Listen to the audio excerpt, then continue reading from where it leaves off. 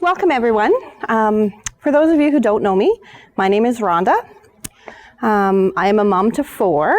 So DJ is my oldest. He just turned 19. Then I have Patrick, who's 17 and will graduate in June. And then I have twin girls that are 16, well, will be 16 in March, and then are going into grade 10. So we've been through many different phases with our kids, from the baby phase with no sleep, the terrible twos, and that independent, I can do it phase that we all love so much. We've been through the preschool phase where why is asked every second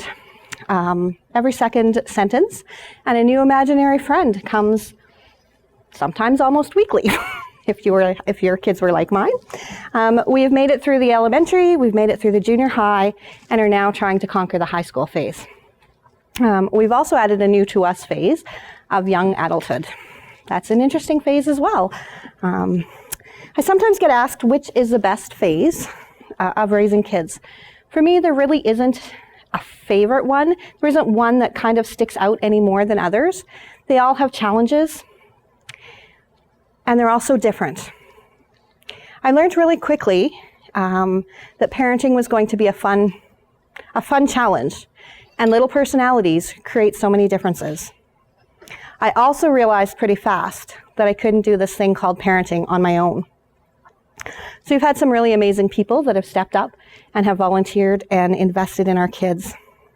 So every phase our kids go through are all very important, and each one plays a role into shaping them into the young adults that they'll one day be. Every phase matters. Every phase is uniquely important for our kids and our future and their faith. What you do as parents matter. For most of us here tonight, we either have kids in the preschool or volunteer to serve with kids in that area. We all have a few things in common. We love kids. We want to be the best parent, the best leader, mentor that we can be. We all came tonight to gain some insight and to learn more about the phases our kids in the world will go through. Although we can't explain everything that your child will go through, I can help you understand a little bit more the developmental phase that they are in today and help you embrace the time you have to influence them. The time we have as parents or leaders to influence our kids in our home is limited. We don't want to miss any of it. I love the fact that our church believes so strongly and is involved in a project called It's Just a Phase. You've heard Kelsey talk a little bit about it from the stage.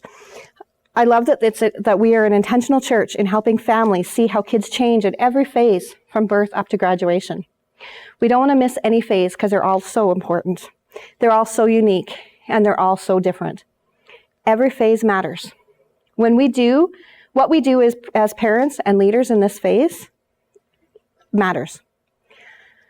As a parent, we only have 936 weeks from the time our child is born until they graduate. Now, when you think of 936 weeks, in the beginning, when your child is just wee baby, that seems like a lot of time. But it goes by fast. It goes by really fast. And so you don't want to miss it. You don't want to miss any part of what they go through, because each phase is so unique, and you only get to do it once with that child. You may have other children that go through the phase, but you'll never get to repeat it a second time. In each phase, our kids go through significant developmental challenges. They're born, they learn to walk, they get potty trained, they go off to kindergarten. Then puberty hits. First dance, first breakup, they drive, and before long they're graduating. So many changes.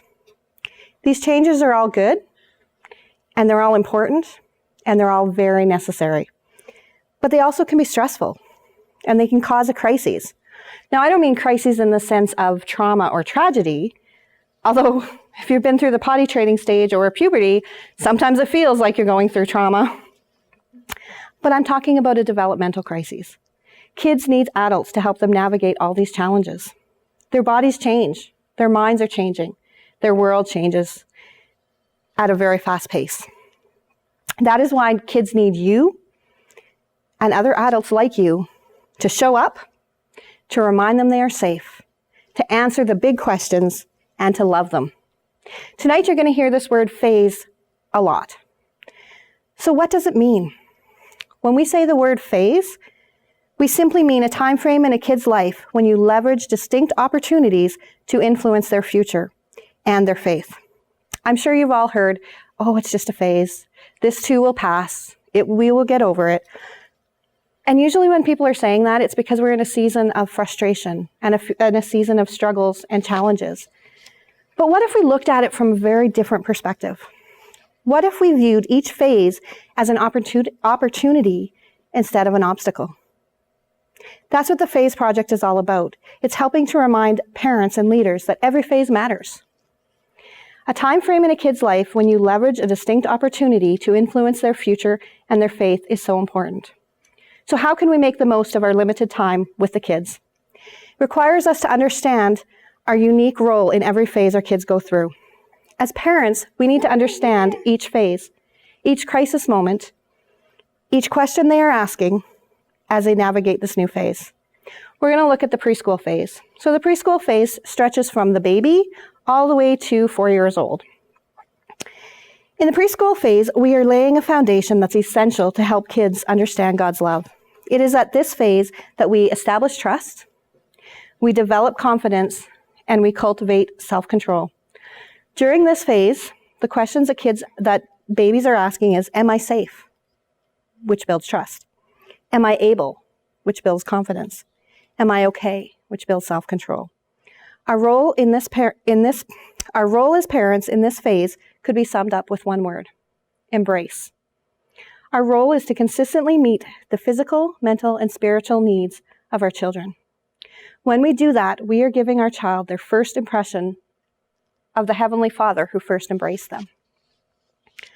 In every phase of a kid's life, the way they think, the way they learn, and the way they see the world is unique. That is why it's so important to help a child understand at their level. It's important to know that preschoolers really think like artists. The way they process information is abstract. We can help them learn by engaging their senses: touch, smell, sight, and sound, and taste. We need to let our little preschoolers learn by playing. So we need to embrace the physical needs of our child to establish trust. The very first crisis that a child goes through is birth. A baby comes into the world. They have no control of their body. They don't know what's happening. They just came from a warm spot where everything was just provided for them out into a big world where it just seems chaotic and they just don't know what's happening. Everything is new, and it's truly a phase where it's all about them. This new baby phase is filled with every emotion you can imagine: love, excitement, exhaustion, overwhelmingness, sleep deprivation. This is a phase that nobody sleeps, everybody smells, and one mesmerizing baby convinces you, I need you now. The greatest characteristic of this phase is that babies are completely dependent and rely on us fully.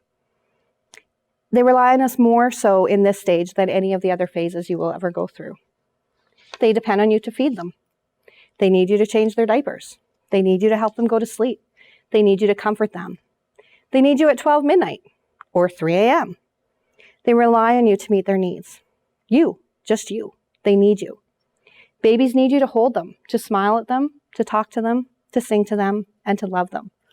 That's how babies sense their security. They begin to develop a sense of trust and security when their needs are met. Babies need to know, am I safe? Babies at this phase are constantly asking the same question, am I safe? Trust me, you will know if your baby doesn't feel safe. We've all had those moments when all of a sudden they're screaming and screaming and screaming and nothing will console them until mom comes along or dad comes along and picks them up. And there they are, comforted. I remember a time when Patrick was small.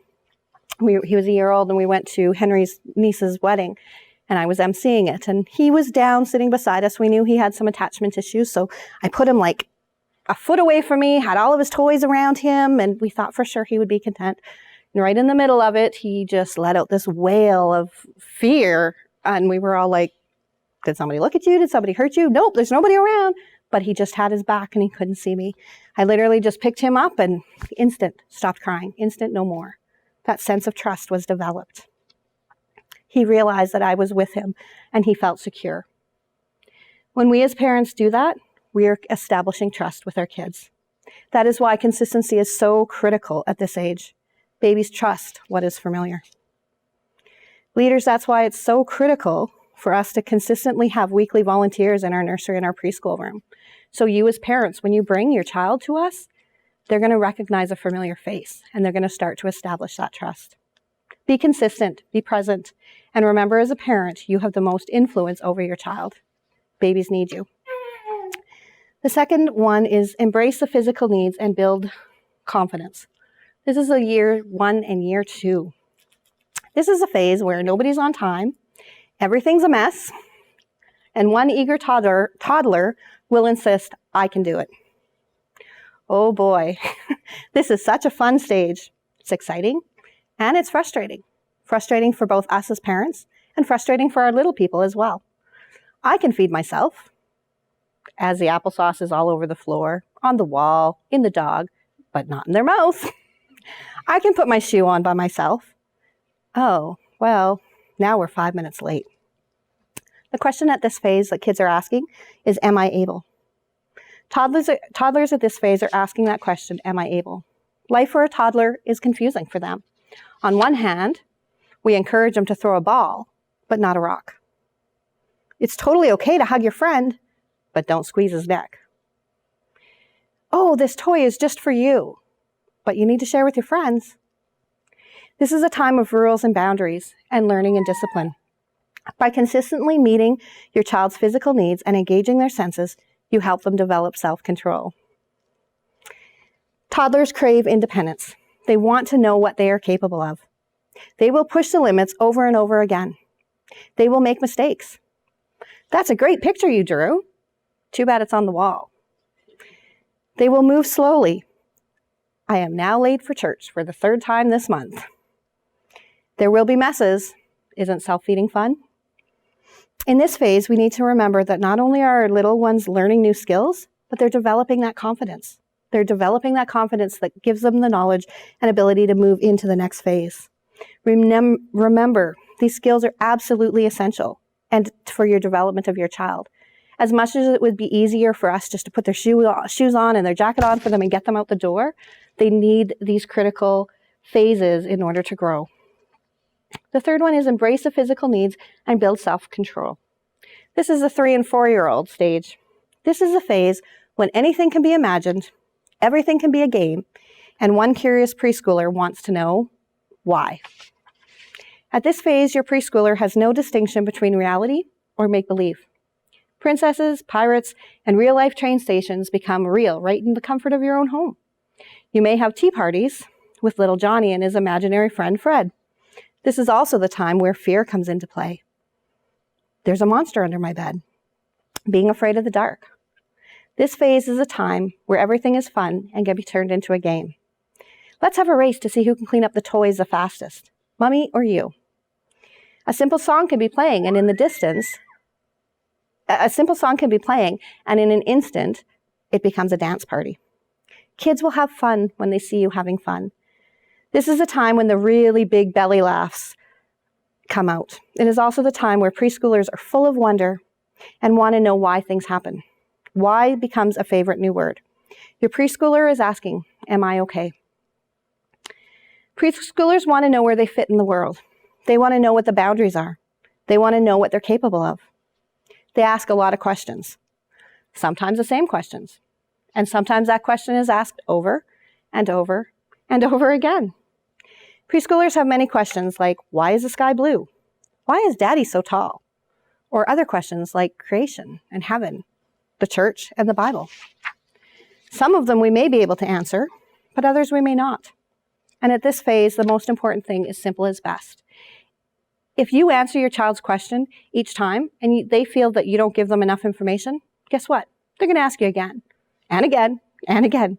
Just keep answering it because they are thriving for the knowledge that you have. This phase helps build self-control.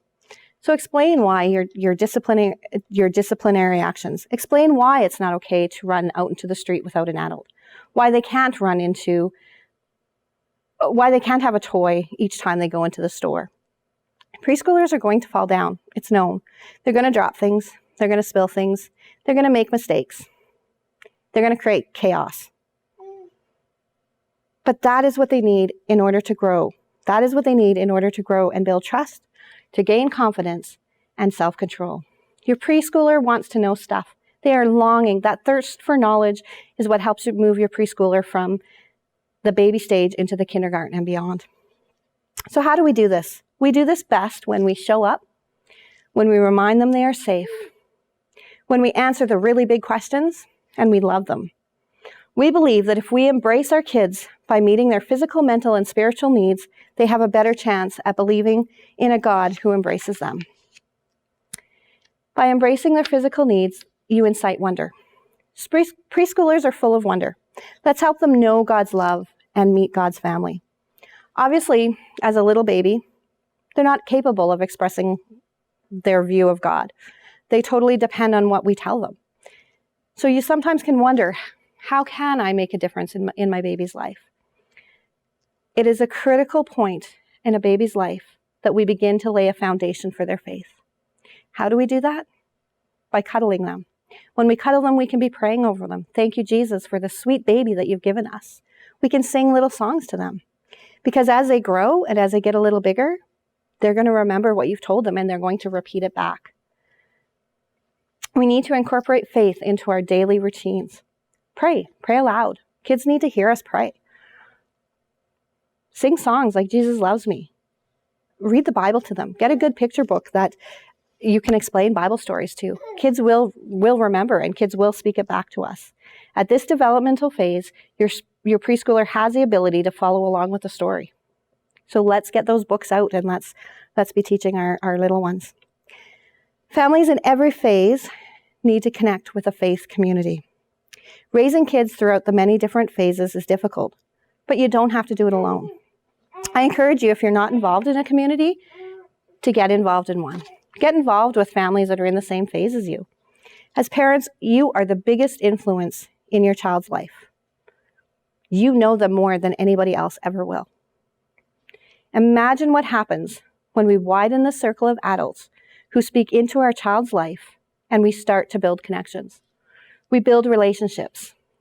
We need the support and wisdom from other parents that have gone through the same things or heading into the phases that we're going into.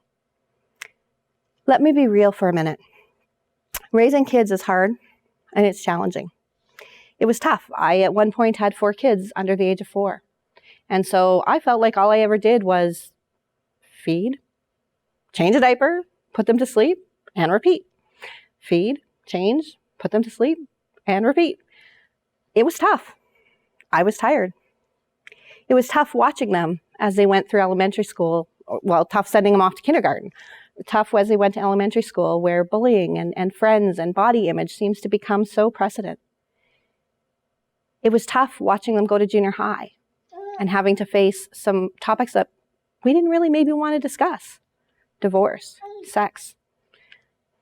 It was also tough being in the stage we're in right now, where we have still 3 teenagers. What's next? What's that? What do I do when I graduate? Some days I feel like I've lost my sanity and I don't know how I ever managed. But then I look back at my kids and where they are today. I'm thankful we got connected with FBC and our kids got plugged in. Our kids started coming to the programs and each of them had a small group leader. Another adult or another youth who would invest in my kids' lives and help them navigate this world. I remember coming on Sunday morning and my kids would be greeted by their small group leader. They couldn't wait to get to church and they couldn't wait to share what they had learned. We often heard a lot of, Mitch said this, Michelle said this, Tyson is so funny. Did you know that Jesus created the world? God loves me. Those are amazing things when your little ones come home and they're able to share that with you. These leaders showed up and loved on my children and they influenced and encouraged them. They took the opportunity to invest and make a difference in my child's life. When the Kids Quest program ended, and which just means they hit grade 6 and were on to something bigger and newer, it didn't end for them because they had a yearning to follow Jesus and they continued to grow their faith. And they started serving. And they were still being mentored by youth small group leaders. They influenced my kids in their faith. When DJ graduated last year, I found a note he had written from a school assignment that he had asked. And the question that he was asked was, who made the biggest impact in your life other than your family? Guess who it was? His youth group, small group leader. Even though his group has graduated, they're still intentional about staying together. They're still intentional about loving one another and sharing God's love. Why did this happen? It happened because a volunteer, a parent, chose to bring their child to church and believed in laying a strong foundation. It happened because an adult was consistently showing up, reminding the kids that they are safe and loving them by answering their questions and sharing their love for God. As a parent, there's no greater feeling to know that beliefs and values you are teaching at home are being validated by another loving adult who has taken the time to validate and influence your child. No matter what phase you are in, know that it matters. What you do matters. I encourage you to learn as much as you can about the phase that you are in. Let people help you navigate and love on your family. Parenting is hard, and it's not meant to be done alone. Parenting is a lot easier when we have friends and we have each other that can help us navigate the stage that we're in. The mental, emotional, and spiritual and physical challenges our kids go through, they go through them at a very fast rate, and it can be overwhelming. But when we build friendships and we let others in, we win. I encourage you to get connected to a community and start building relationships. If you didn't know, FBC is a great place to do that. We have a nursery and we have a preschool on Sunday mornings. We have amazing volunteers that show up weekly and are willing and ready and able to love on your children. We also have some amazing volunteers in no, it's totally fine. in Kids Quest and in that are waiting for you to bring them and get to know your small group leaders. If your kids come to the church here, get to know your small group leader, because they come faithfully, willingly every week to love on your child, and they love on them and they love on them well. We believe that if we embrace our kids by meeting their physical, mental, and spiritual needs, they have a better chance at believing in the God who embraces them. Remember that every phase is unique. Every phase matters. And what you do as a parent in each phase matters too. Thank you for coming tonight and listening to me. If you have any questions or anything like that about the preschool phase or the baby phase, I will do my best to answer. If not, Kelsey and the church has an amazing book. I don't know how many of you guys know, the church uses a curriculum called Orange, and they actually have a phase book that will go through. The phase book itself is an overview of all the different phases your kids will go through. You can actually purchase individual books, so you could purchase the 0 to 1, the 1 to 2 year old, those kind of things, and it gives you some in-depth, goes a little deeper than what I've gone tonight, a lot deeper, and just gives you some really good ideas to navigate and to raise your families and to raise your kids. So, thanks. Do you guys have any questions or anything? So if you go on to Orange, I think it's just orange.com, Orange Store, I think is what it's called. And here's what you do. Go to Google and type in, it's just a phase, and look for Orange curriculum. It'll say Christy Ivan is the author of who did it. And then in that store, you'll be able to purchase the books. Unfortunately, the store is in the States, so I don't know how the shipping and those kind of things would be, but you know what, those books are worth it. By the time I had connected with the Orange curriculum, my kids were older. I wish I would have had it when, my kids were smaller, to go through and just know some of those ins and outs of the babies. And I think they have PDFs now too. They have which? I think they have PDFs of the. Oh, okay. Yeah, they very well could. Yeah, I'm thinking if you just go on. What? Oh, Amazon has them. Oh, that's even better. There you go. You can just you can order the whole set. Like if you're just in the process of starting your family, or you've just got some little ones, you can just order each stage as you go through. They do come in a set all the way up to grade 12. And I actually just seen one the other day that had I forget what it's called, after graduation or something like that, into adulthood. That I came across it when I was just doing some research about what is that adulthood stage look like, and how as a parent do you go from being needed to being important to being that confident to letting them go out on their own, right? And to embrace their faith and to take that next step. Yeah. Do you have any other questions or anything for me?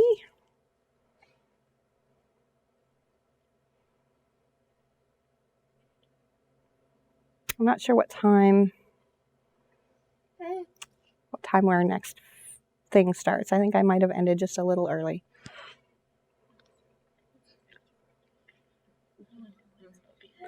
Yeah, 7:10. So we have like 5 minutes more, 10 minutes more. Thanks, Rhonda. Yeah. You did a wonderful job. Well, thank you.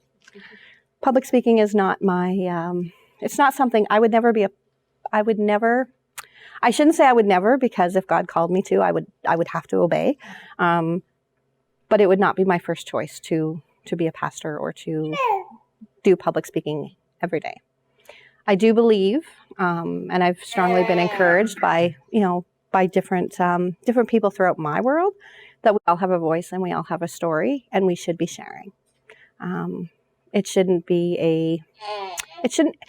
think uncomfortableness is good because it pushes you out, and it gives you an area to navigate what you want to say. But we all have a story, and I think we should be sharing that with people around us. Sometimes we tend to make things more complicated than they really need to be. Rhonda, with your twins, did you find that it was difficult to meet both their needs sort of at the same time? And were their needs always the same, or was it like one was needing this and this one was needing? It was difficult. Well, I think a couple factors played into why my twins were difficult. First off, they're twins, so that brings in a whole new level.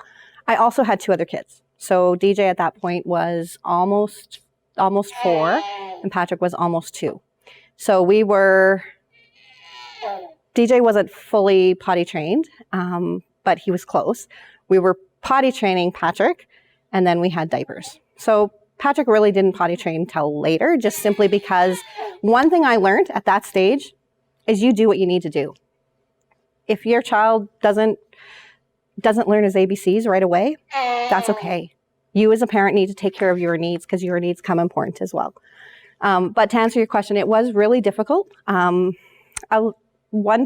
Alexis, it was much more calmer and could wait.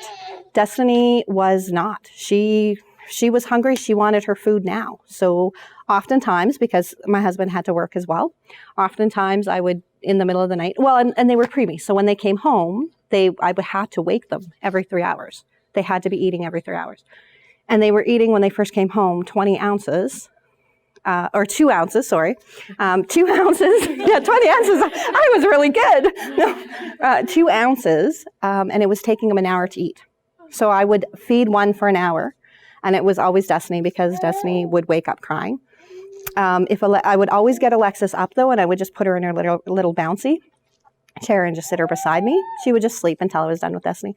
I would feed Destiny for an hour, put her down, wake Alexis up, feed Alexis for an hour, put her down, sleep for an hour, and do it again. And then the boys would be sleeping all night long, so at 7 o'clock in the morning, they would be great and ready to go. So did I meet all of their needs? Probably not. But did I do the best that I could do and what I needed to do for a parent? I did. And one of the things I learned back then is don't be afraid to ask for help. It is okay. It is not, there is no shame in saying, somebody come and help me because I'm dying. I just need to shower without a screaming kid. I need to know it's okay that I can go up and use the washroom and not come down and to what? The rice spilt on the floor, to the flour on the floor. And each of my kids were so different. Like DJ was very calm. So, I probably could have put glass ornaments all around him and he would have just been content to play with his toy. He probably never would have touched those. Patrick, on the other hand, was much more busy. And if you said don't touch, he went, oh, that means I can have it, kind of thing. When the girls were small, we used to put them in a playpen together, just because they were small and they could fit there. And both boys, I had put a movie in for the kids to watch, and I just needed a few minutes to just just to myself. I can't even remember what I was doing, but I was upstairs in my room. And I came downstairs, and as I'm walking downstairs, Patrick had climbed onto the couch into the playpen in between the two girls. And I'm standing at the top of the stairs, and I'm going, oh, no. Do I scream? Because if I scream and he hasn't hurt them, he's definitely going to. If I don't, what's going to happen? So I literally run down the stairs, and there he is. He's just like enjoying and loving on his sisters. I could not have asked for better. I don't know how he climbed in there in between them, because my girls always were beside each other, always. But he climbed in there and didn't even hurt them at all. So I just quickly picked him up and then said no more and explained to him why it was, not okay and those kind of things. But yeah, and even the girls, I think it was different with the girls as twins because they have each other. So they would play on their own. They have a best friend built in. I mean, even today they are so close. They can read, like we often get told in school, if one is feeling a little down, they just have to glance at their sister and instant the mood changes. It's a really cool connection. Yeah. So good question. Do you ever have any of them screamers? I have two girls. The 3-year-old, well, she's just about 3. I could hand her off to any random stranger. She's like, she didn't even care. And the second one, she's just about 10 months and she screams. Mm-hmm. You can't get anybody. My best friend's there now, and she just screams.